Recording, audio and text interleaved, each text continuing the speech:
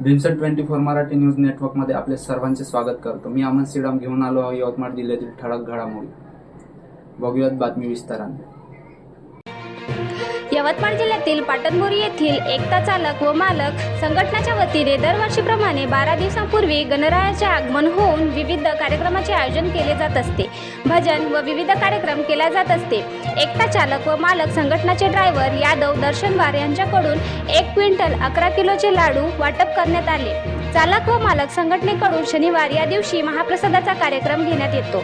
पाटणबोरी लागत लागून असलेले खेड्यागावातील हजारोच्या संख्येने नागरिक बाजाराकरिता येत असतात व महाप्रसादाचा लाभ घेतात। त्यानंतर 12 दिवसांनी गणरायाचे विसर्जन करण्यात येते। गणरायाच्या रथाची उत्कृष्ट सजावट करून पिवळ्या रंगाचे वस्त्र धारण करून ढोल व डीजेच्या तालावर ठेका देऊन एकता चालक व मालक ठियापासून तर खुनी नदीपर्यंत नाचत गाजत मिरवणूक काढण्यात आली व गणपती बाप्पा मोरया पुढच्या वर्षी लवकर या अशा जयघोषात परिसर दणाणून गेला होता व त्यानंतर मंडळाकडून खुनी नदी परिसरात गणरायाला भक्तिमय वातावरणात विसर्जन करण्यात आले।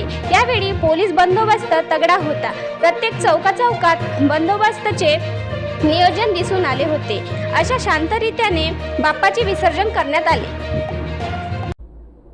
अशाच ताज्या घडामोडीसाठी आजच सबस्क्राइब करा भीमसेन 24 मराठी न्यूज।